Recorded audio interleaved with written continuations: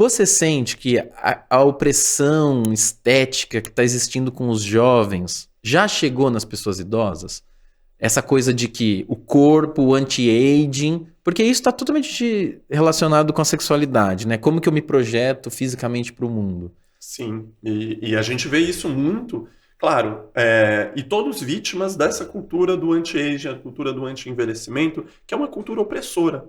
Nós somos, se eu não me engano, o primeiro ou o segundo país em maior taxa de realização de procedimentos estéticos, ou de gasto de bilhões Eu acho que a de... gente só perde para a Coreia do Sul, É, pelo que eu vi da última vez. Mas a gente tá é, em, se não for primeiro, tá em segundo. exato, vamos pensar a quantidade de dinheiro que a gente investe ou gasta anualmente em cremes, procedimentos, em questões para apagar os sinais do envelhecimento. Não estou sendo assim completamente contrário, mas o que eu quero trazer a reflexão para as pessoas é esse investimento está trazendo mais felicidade ou está trazendo mais angústia? Porque muitas vezes a gente continua parecendo um cachorro correndo atrás do rabo. Então eu Uhum. continuo fazendo cada vez mais procedimento, cada vez mais um cuidado em relação à estética, e isso está me deixando cada vez mais infeliz.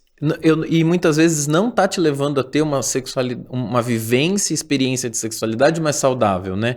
Eu sinto isso muitas vezes, uma busca por um corpo, uma autoimagem, ou até uma performance sexual, porque isso já tem surgido no consultório. Eu tenho que aprender as diferentes técnicas de masturbação, de sexo oral, de posições e tudo mais.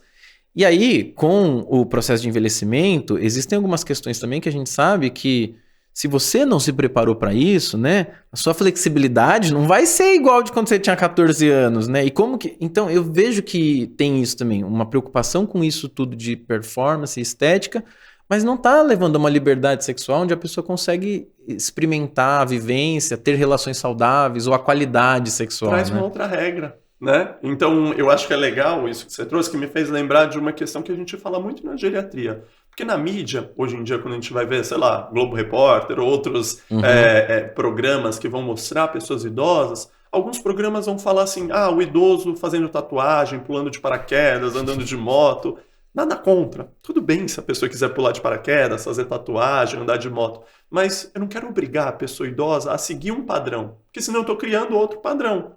E isso é opressor também. Se a pessoa idosa quiser jogar dominó na praça, tá tudo bem.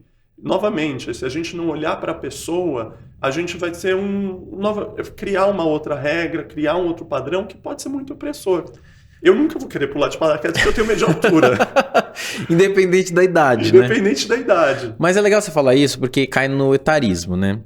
A gente tava num encontro da turma do curso, É. né, de saúde LGBT, e daí eu fui também como penetra da primeira turma, e aí a gente tava numa discussão sobre o etarismo, do quantas vezes a gente se vê falando a seguinte frase: mas eu já sou muito velho pra isso, né? Queria que você falasse um pouco sobre isso. Isso é etarismo? É definir o que cada um pode e pra cada idade, né?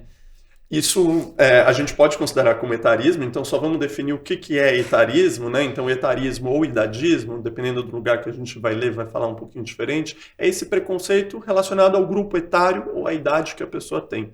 Qualquer pessoa pode sofrer etarismo. Desde o mais jovem, a gente fala, você está muito jovem para fazer isso, ou muito jovem para esse trabalho, mas o jovem tem, entre aspas, essa vantagem que ele vai envelhecer. Mas a gente pensar em, estou muito velho ou muito velha para fazer tal coisa, é eu criar novamente um padrão que é baseado num preconceito A etário. tal da regra, né? Isso não cabe mais à sua idade, né? Exatamente. E a gente tem que criar condições, liberdade. Então vamos pensar naquele pilar que eu falei da participação social. Se eu crio regras para que as pessoas se negligenciem, falando, estou muito velha para ocupar esse espaço, estou muito velha para fazer tal coisa, essa pessoa vai ficar só no aposento. E aí eu não tenho um envelhecimento ativo, não tenho um envelhecimento saudável.